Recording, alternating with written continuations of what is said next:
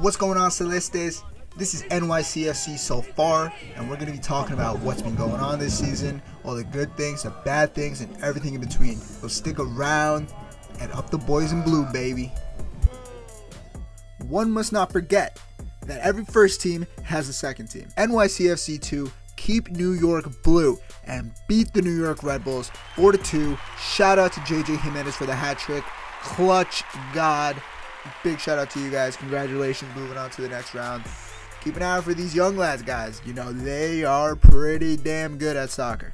Honestly, an overall decent performance from the boys from the get-go.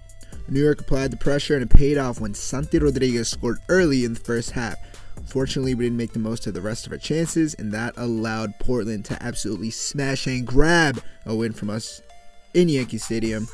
Final score, 2-1, Portland. Toronto came in hot and scored in the first 15 minutes. The boys in blue, however, started a little slow. No sweat, though. Santi Rodriguez scored an absolute dime of a free kick to tie it up before the first half, and an absolute dime of the ball from Julian Fernandez. A little Travella into the box for Kevin O'Toole. Diving heads it into the goal. Final score 2-1 NYCFC. This game took place during international duty and we were missing an enormous amount of our squad. Most importantly, Baccarat, Risa, Gray, and Keaton Parks, who was on suspension. Cincinnati really applied the pressure throughout the first half and the entire game, and they finally managed to score early in the second half thanks to the reigning MVP, Luciano Acosta. What a surprise. If it wasn't for Matty Freeze's 5 spectacular saves, we'd be looking at a larger scoreline. Final score 1-0 Cincinnati. NYCFC sit 14th in the Eastern Conference table. Nothing glamorous at all. And looking at the Supporter Shield table, NYCFC do not look any better, sitting at 25th. Looking at the last 6 games, obviously nothing glamorous here. 4 losses, 1 draw, and 1 win. You know, the less we say on them, the better. Looking forward, our next game is against Atlanta United. Honestly, you ask me right now, I am bricks. Some good news is that NYCFC's next 5 games are going to be at home. It's a really long stretch. Hopefully we can take advantage of it. But the bad news is it's against some really tough opposition. So as you can see, I have a graphic up of my predictions for the next 5 games, and unfortunately, I think it's looking a little bleak for us boys in blue. The Atlanta game, Giacomakis isn't going to be playing. He's currently out with an injury, but Almada definitely will be playing, as well as Jean De Silva. I think Atlanta is a strong squad, whether they're home or away, and I see us losing to them. I see us, however, beating New England, who recently got thrashed by Club America 4-0 in the CONCACAF Champions League. Morale is going to be low, and they are one of the only teams below us in the table. In the East, they're the only team below us. I'm praying for a New York City win here. The next 3 games, DC United, Charlotte, and Colorado, I see them all as draws. NYCFC are going to have to deal with Christian Benteke, who has a rich run of form right now. Matthias Klitsch in the midfield. DC are a good team. We've never beaten Charlotte before. I don't see us starting now. A draw would be a good result. And Colorado, a team we don't play much, from a different conference. They're definitely a good team, especially in this moment. Unlike last season, Zach Steffen, Mihailovic, recently just beating LAFC in a comeback victory. Tough game. I see a draw. Alonso Martinez started his first game for NYCFC against Inter Miami, and he got his first goal, scoring at Drake Callender's near post after Keaton Parks picked up on a Sergio Busquets mistake. Not something you hear every day, but anyways, the boys took full advantage of it and got away from that one 1-1. Alonso Martinez looks promising, so hopefully the Costa Rican gets more minutes this season, because we've really been lacking up top.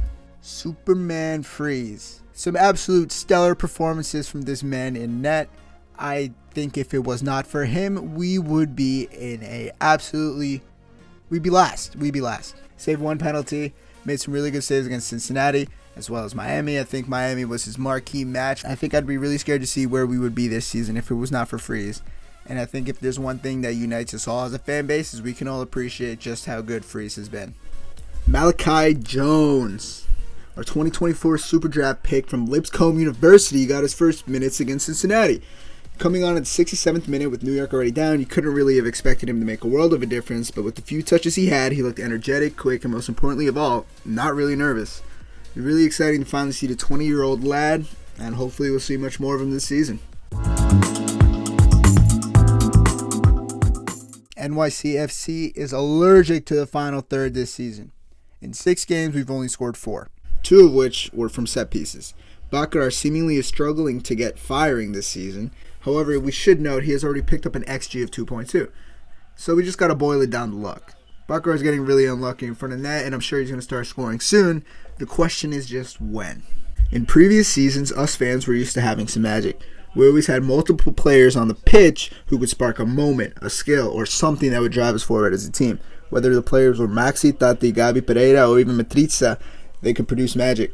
Unfortunately, this season, all the pressure has seemingly been placed on Santi to produce. Santi Rodriguez definitely has done his best, but we're going to need to see more going forward, especially when it comes to Fernandez, Jason, or even Alonso. Importantly, we have Thais Magno on the bench, and oh boy do we miss him, or at least I do. He definitely provides that special flair that we're talking about, but he just isn't playing. Hopefully he'll come back soon from injury, and unlike last season, he's not going to have to be playing number 9, which is a really good thing because that's not his position. Alright guys, so that's it. Those are my predictions. I've been talking about the team these last few weeks, how we've been doing, yada yada yada. You know, like I said, I hope my predictions are wrong, but you always got to back the boys in blue, baby. You know, New York City, not the cops. I'll leave that up to you. Tough games coming up. I'm going to be posting. I'm going to be going to a few of them, hopefully all of them. You know, on the channel, there's going to be some videos here, there, everywhere. Like, subscribe. Thanks.